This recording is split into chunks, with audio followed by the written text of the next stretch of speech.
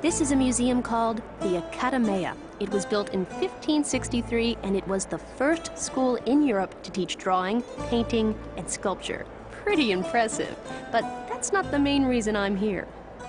It is very early in the morning, but when you have a chance to see something absolutely spectacular, you get up. Right before me is one of the crowning glories of the Renaissance. Ladies and gentlemen, David. Now, come here. I know you've seen him in postcards, refrigerator magnets, little figurines, but nothing can prepare you for actually being in his presence for the first time, in the flesh, so to speak. This is, of course, a Michelangelo masterpiece. It is 17 feet tall, carved out of one piece of Carrara marble. This is David before battling Goliath, and you can see his slingshot at the ready on his shoulder. And check out that confident stance and that cocky look in his eyes. You know, if I had absolutely no idea how the biblical story ended, I'd put my money on this guy. He is so absolutely perfect, every limb, muscle, and feature, that you think at any moment he's going to break out of his cold white marble stance, look down at you and say, "Do you mind not staring at my tush?"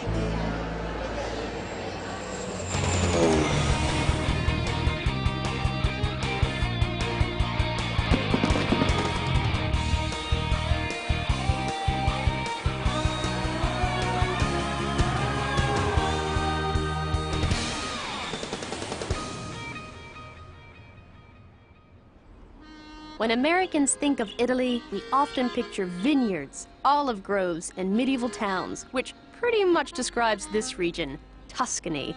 That's where we are today, in Florence, voted Europe's most beautiful city. Probably because for centuries, the scene around here has pretty much remained unchanged. This is the Ponte Vecchio, which literally means Old Bridge. It was built in 1345, and it's the oldest surviving bridge in Florence. It's also the only bridge in Florence to be spared by Hitler during World War II. He thought the bridge was beautiful. What a guy, right? The bridge is lined with jewelry shops right now, but back in the day it used to be filled with butchers and greengrocers, and the nobility of the time, they didn't like the stench, so they evicted them, and they brought in the goldsmiths and the silversmiths that you see today. Oh, look up above. You see that? That's actually a passageway, and it was built for the Medicis. They were the most powerful family in Florence during the 15 and 1600s, and it was so that they could pass over the bridge and not mix with the common folk, you know, because no one likes to do that. I highly recommend coming here around 9 in the morning or so when the shops are just opening up, because if you look, the shops open up and they look like little treasure boxes that reveal gold and silver and diamonds. It's really a neat scene. But even if you don't want to buy any jewelry, this is a beautiful bridge just to come out here and enjoy the view.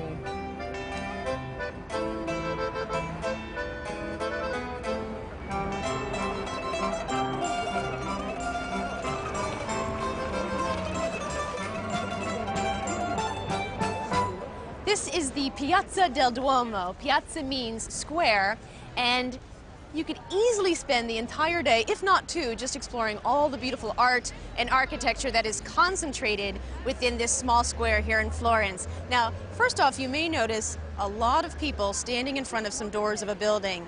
They are not in line for a buffet. I was a little disappointed myself. What they are looking at, let's see if we can get a little closer. Come here. These are the east doors of the baptistry. Now, they are extremely popular because art historians believe these to be the beginning of the Renaissance, mainly because of their masterful use of perspective. Do you see how the images sort of just leap out at you? Well, that is a defining element of all Renaissance art. Now, look over here at this building right here. Doesn't it look like it's designed like a wedding cake? This is Santa Maria del Fiore, but everyone just calls it the Duomo.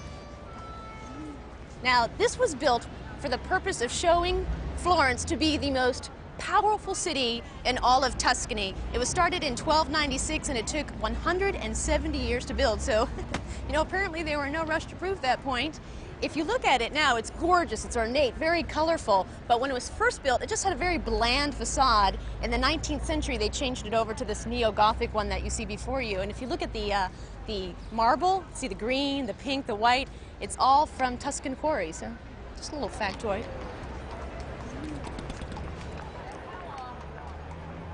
So I've saved the best for last, the dome. And I just want to clear something up. That right there isn't just the Duomo. The entire cathedral is the Duomo. Just, you know, it's confusing. The two words are very similar. But the dome is my favorite part of Florence. I think it's just so beautiful. And you see it peek out in between streets and on top of rooftops. And it's just this magnificent yet peaceful structure.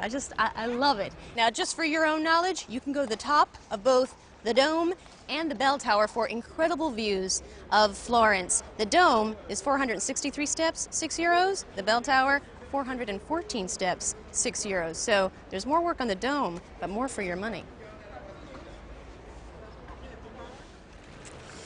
So I have just one small problem with Florence, the bathroom situation. I just came out of a place where the bathroom was literally 2 footprints and a hole. I'm not kidding. Most of the facilities here are toilets with no seat, just the rim. That was a fun time too. So my advice would be to always bring a little bit of your own paper, maybe some handy wipes, and never ever leave a restaurant or a cafe before you have used their facilities. And maybe another good idea would be not to stand next to any water fountains for long lengths of time. Next, a palace that doubled as a shoe factory and the secret history of celebrity feet when Passport to Europe returns.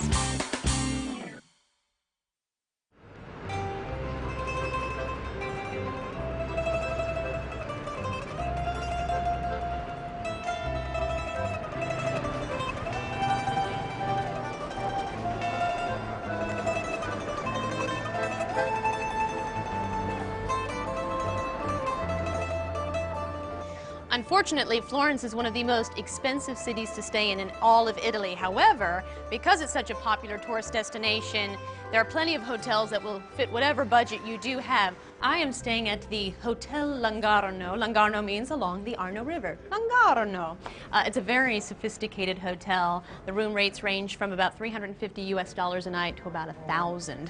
Now, I chose this hotel for one very special, eccentric feature. So follow me and I'll show you.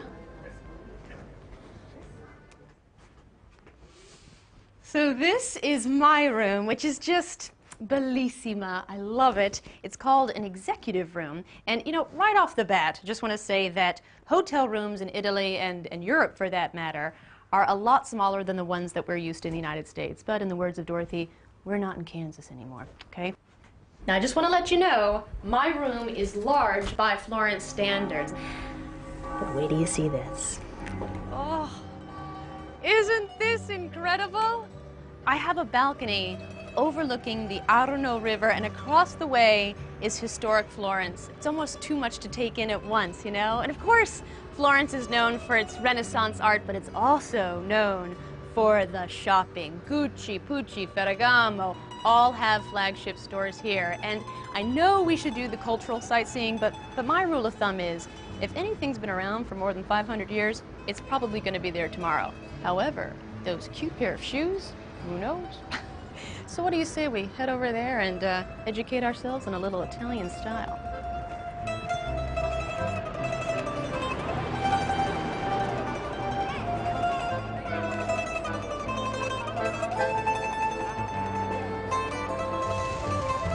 I tell you, just walking around Florence makes you feel artistic. And I'm sure it's something that the Italian designers pick up on, but Florence feels like it's a city that was specifically built with the goal to inspire. What's remarkable about many Florentine buildings is that a seemingly ordinary facade can conceal palatial interiors. This, for example, was built in 1289 as a single-family home. It's called the Palazzo Spinaferroni.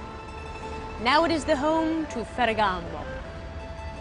And what's especially extraordinary is the fact that in 1937, designer Salvatore Ferragamo converted this palazzo into a shoe factory while retaining its palatial elegance.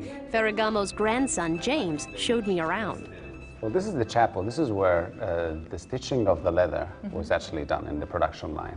There was some machinery that were used here and stored actually in the chapel. They put the machines in the chapel? Put the machines in the chapel. And next door is the warehouse.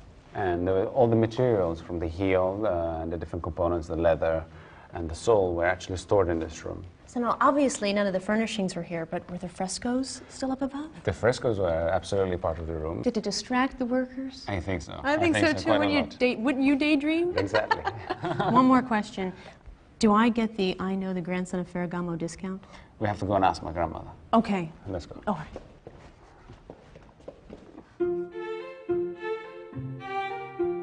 On the second floor is the shoe museum. There are 150 pairs of shoes here. There are 10,000 pairs of shoes in the entire collection, and they rotate them out every 2 years.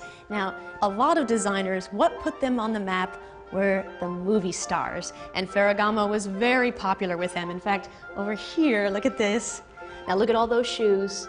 They were all for one particular star. We loved her, Audrey Hepburn. Isn't that great? It's like those were Audrey Hepburn shoes. Love it. A one-of-a-kind custom shoe begins with a wooden mold of the customer's feet. It's called a last, and you can see dozens of famous first lasts at the shoe museum. Marlene Dietrich. So this, Yes. this is actually her foot? Yes, And- exactly her foot. Oh my gosh, Ingrid Bergman. Ingrid Bergman was very tall and she wanted to have it very flat. And Rita Hayworth, she wanted especially for the evening. I think that there's a lesson to learn by looking at these lasts is that most of the stars have very narrow, small feet. So Yeah. if you don't have small feet, don't even get on the bus to LA. And just like any decent museum, there's a gift shop. So what exactly is Italian style? You'll often hear that it's the craftsmanship and the quality of the material. In fact, Florence is internationally famous for its leather. How do you like this? Should I try it on? Yeah. Do I look fabuloso or what? Oh, now just like Stefania says, the quality of the leather is very important. Nice suppleness, look at that perfect cut, and it smells divine. Now, let's see the price here. Okay, $1,500. Oh, if only I didn't have a room with a balcony overlooking the Ponte Vecchio. I'm just gonna go walk around in this for a while.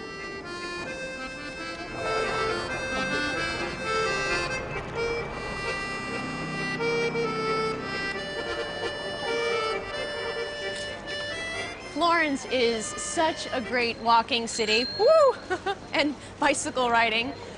Pay attention to where you're walking, as I am not, because you could get hurt. Also, something else to keep in mind is there are a lot of cobblestone streets, so you gotta wear comfortable, flat shoes, ladies know, stiletto heels. But walking around is just wonderful because you just soak in the atmosphere. Look at all the buildings with the beautiful patina and the shuttered windows. It's just, you know, you can get lost in it. Oh, I see some shopping. Let's go check it out. Shoppers from all over the world come to Florence because of its leather. There are many markets like this open-air one if you're looking for a good bargain. They're closing. I didn't count on this. We need to shop quickly. You can find good deals on leather because there's just so much of it here. Now, when you're sizing up the quality of leather, it pays to get touchy-feely about it. Move it around in your fingers. The more supple it is, the better the quality. How does it smell? Does it have an earthy leather aroma? Or does it smell like a chemical leather fragrance? I like this one. Quanto costa? 45. 45. 45. 35? Sì, sì, va, Fermi? okay. This is great. I like this because it looks expensive, but it's not. So therefore, you buy it. Lo compro. La compra. Now, truth be told, you're not going to get a spectacular deal on a genuine designer handbag in a market like this. But there's still a lot of good stuff to be found at affordable prices. And it's fun to bargain for it, too. Grazie. Grazie, ciao. Ciao, ciao, grazie. Next, we'll take a day trip into the Tuscan hills and enjoy the simple pleasures of the local food. Passport to Europe returns after this.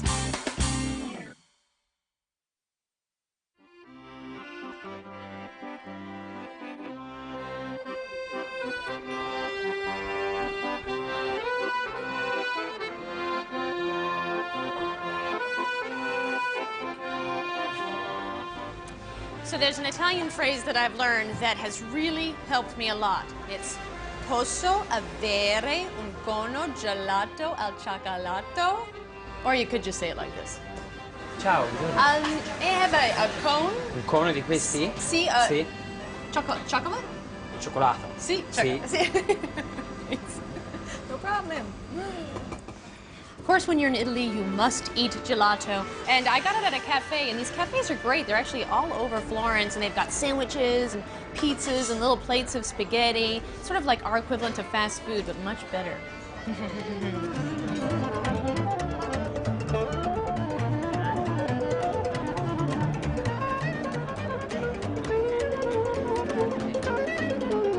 Florence is a world-renowned destination, and I can tell you, it feels like the entire world is here today. It's like we all got the same memo to meet in Florence.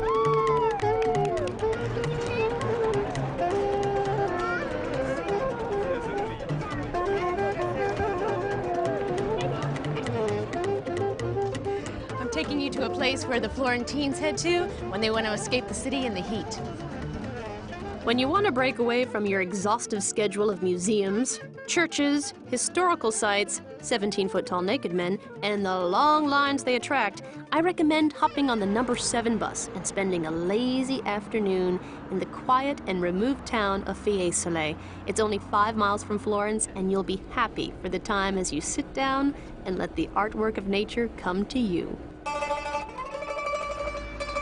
You know, while in the city, you may not have recognized Florence's incredible location, which is in the heart of the region known as Tuscany, you know, home to those classical Italian landscapes and medieval towns that we're so familiar with. Fiesole is one of those towns, perched on top of a rolling Tuscan hill.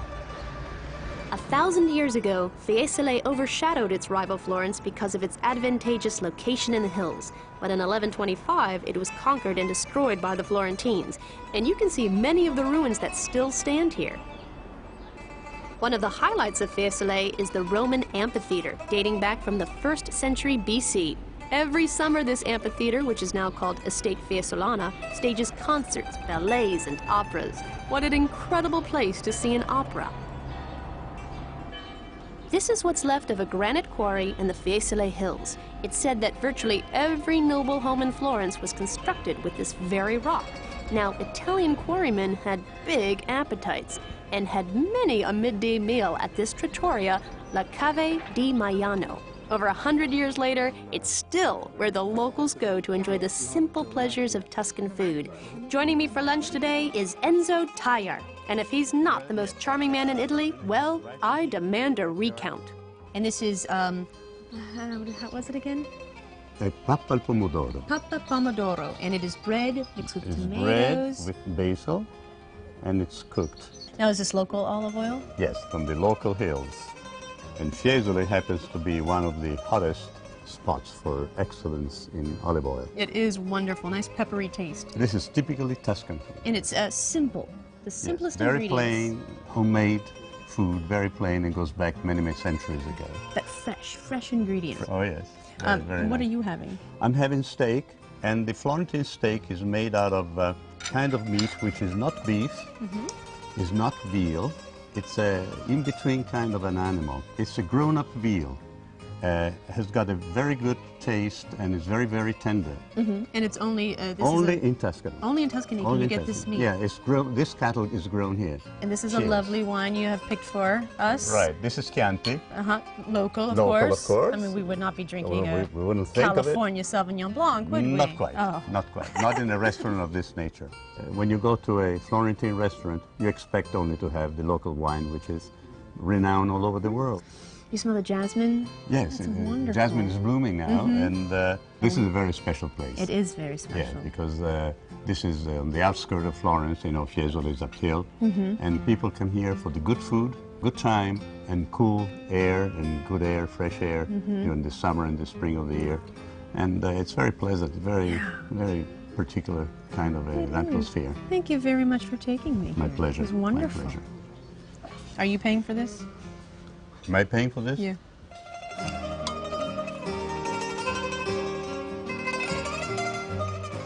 I have wandered onto the property of Villa San Michele, San Michael, a stunning hotel. It was built in the 14th century as a Franciscan monastery, and it is said that Michelangelo himself designed the facade. But I've come here to absorb the view and practice a little more of that Italian time. When in Florence, there's so much to see and do. It's so important that you take time to relax, reminisce about Tuscan food, wine, art, and architecture. Again, it's very important just to relax, if only to gain energy for the night.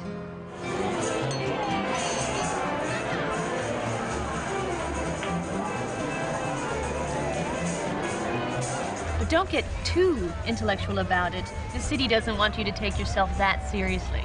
Florence is all about inspiration. It's about rousing your senses. It's about dancing passionately across the piazza.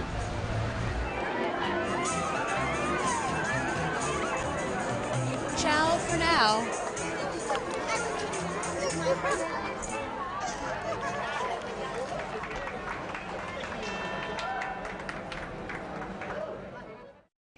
If you want to learn more about what I did in Europe, talk about the show, or check out my photos and journal, log on to Travel Channel at discovery.com. See you there.